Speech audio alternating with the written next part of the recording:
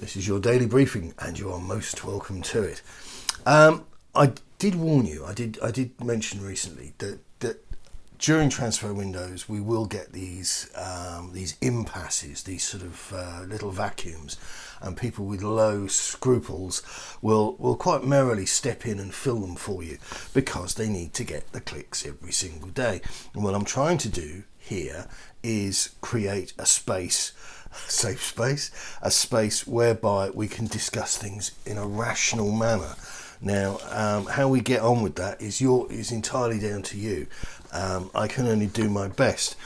So we've got some discussion, some comment on transfers, but we've got no progression in those transfers. We've got some what I would describe as misdirection. And to be frank, some pretty worrying stuff which has emerged as well. And you tell me if I've got it wrong. I mean, that's what the comments section is about. And as I've said to you before, if we can elevate our game from "you're boring, you smell" to well, actually, I think you've got this wrong because boom, boom, boom, then that would be fabulous, because then that takes the whole thing to another level. But anyway, let's crack on. Romero, has it stalled? Well, if it isn't progressing and it hasn't been had a line scratched through it, then it's definitely stalled. Charlie Eccleshare of The Athletic. Not to say that Romero to THFC won't happen. Some close to the deal remain confident that a compromise could be reached on price and an agreement is not too far away. As it stands, the two clubs are apart on valuation. This isn't a huge amount of money in the scheme of things, but in Levy world, it might just be too much.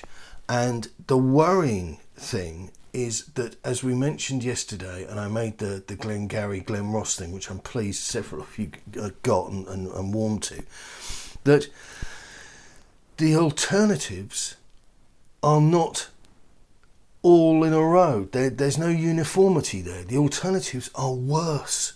And the sooner we can start looking at things and telling the truth about them, the better. Because I just don't see the point in kidding ourselves. And I'm going to come back to that, because there's a thing flared up overnight with one of these signings. And we need to just stamp this out. I mean, anyway, so Eccleshare continues with Nikola Milenkovic. THFC hold an interest in. It would be a relatively straightforward deal. The player has 1 year left on his contract. He's keen to play in the Premier League. Around 15 million quid would do it. Yeah, well, no wonder he's keen. But how keen are you to make a meaningful change to our backline, which has been pretty bloody awful, or opposed to making these sort of notional changes? You buy cheap, you buy twice. I'm not suggesting we break the bank, but I'm merely making the comment to you that for a club that's a Deloitte darling, a club that earns so much money, that turns over so much money, when it comes to the footballing side of the business, it is an absolute afterthought. I mean, somebody made the comment to me, because they put a golf course up on Hotspur Way. And somebody made the comment to me on social media or something the other day, and they said, but did we have to sell a golf course in order to buy the new golf course? No. Stuff that isn't to do with the football, that just gets the okay, it just gets green lit. I mean, they're now doing a thing I noticed on the club's official website this morning, where you can kind of do this sort of faux abseil thing off of the girders at the top, where the reproduction cockerel on the ball thing is. It's 40 quid a ticket if you're a grown up. I just despair.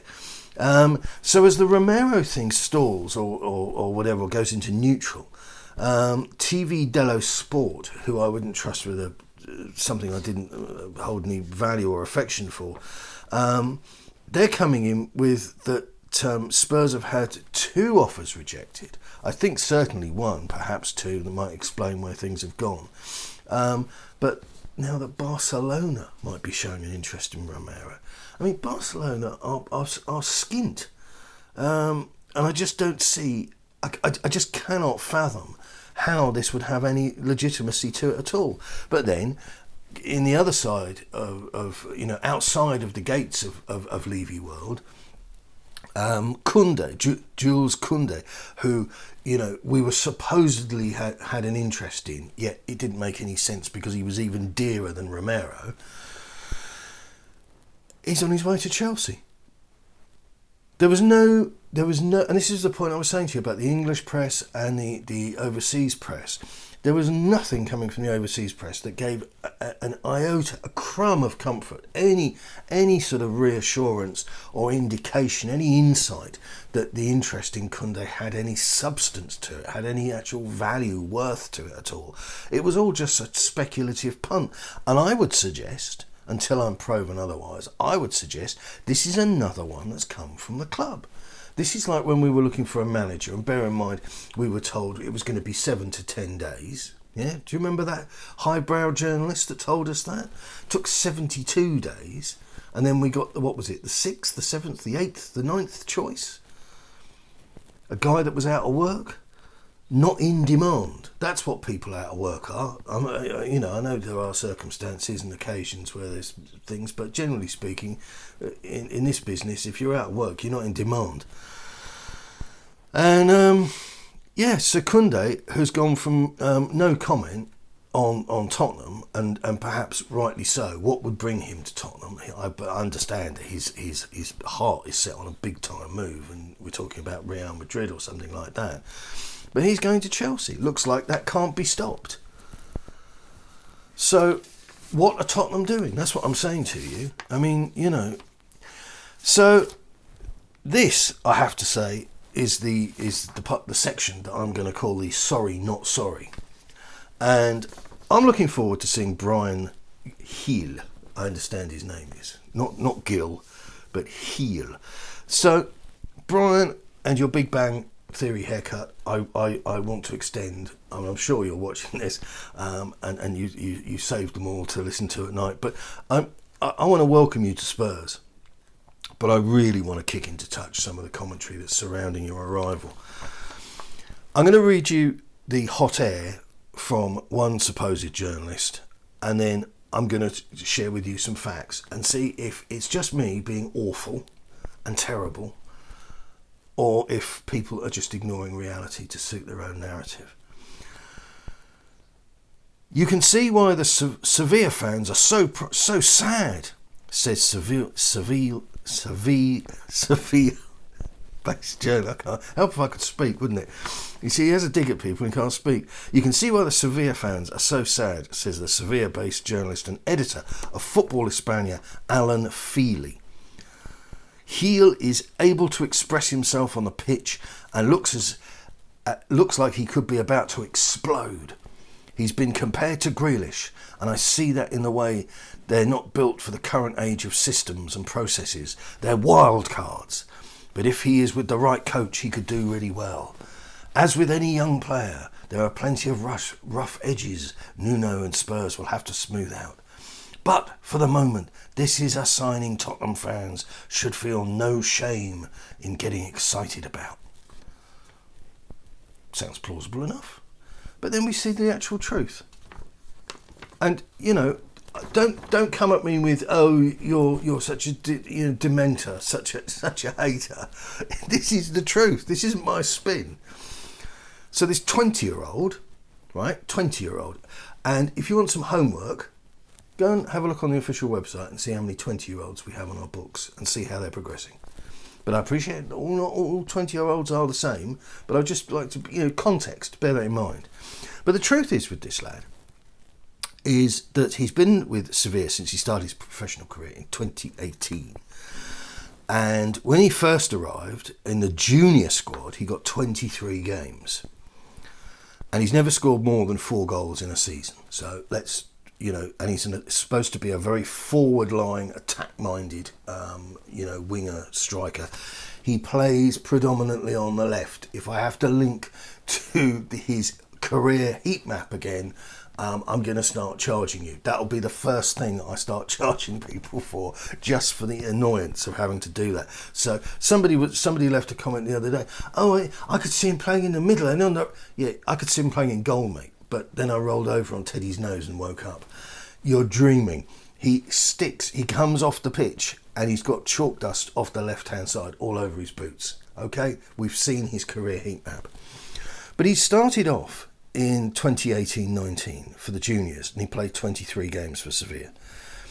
But then he played the following season 11 games, then 2 games, and then he was loaned out to Legans and played 12 games for them, brought back to Seville where he played 1 game, and then he was loaned out again to Eibar, where he played 28 games. So this was his, if you like, his breakthrough season. This is what I was alluding to previously.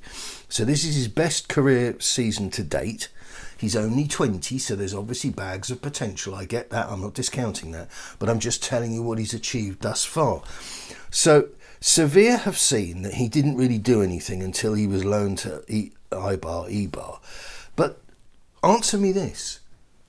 If the fans are really so sad, as Seville-based journalist, editor of Football España, Alan Feely insists or suggests that they are, why are the club not bringing him back into the first team? And why are they prepared to get rid of him in a bundle deal? The facts speak very clearly. The facts speak that Sevilla believe they've seen enough. They've been looking at him since 2018 and they've seen him play for their juniors, play for their seniors, and see him play for 2 other teams in the same league. And they believe that they've seen enough.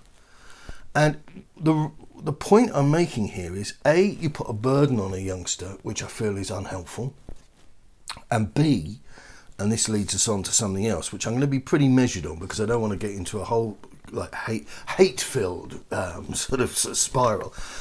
But I've seen these eulogies going around about Toby Alderweireld and Eric Lamela. He didn't win anything. I understand that some people have been referring to Toby as a club legend. Didn't win anything.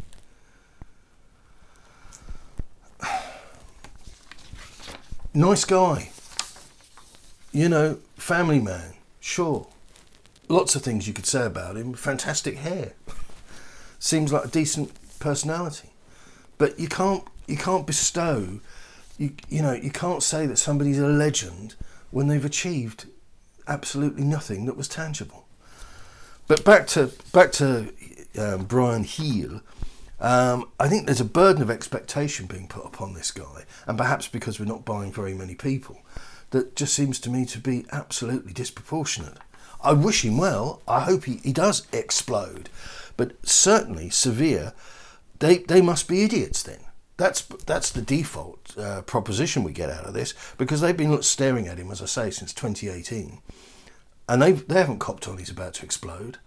Their stance is the fact that they've seen enough, thanks very much. So just give us 25 million and some sort of, achy, breaky, shaky, Rabona sort of bloke, and we'll see how we get on. Right, that's your lot. Thanks very much. I'm sorry I don't have anything more cheerful for you, but the reality is this is where we are. Okay, so look at what other clubs are doing and don't worry about Spurs playing the poverty card, because it's all a massive, massive hoax. Good luck. Keep it on them.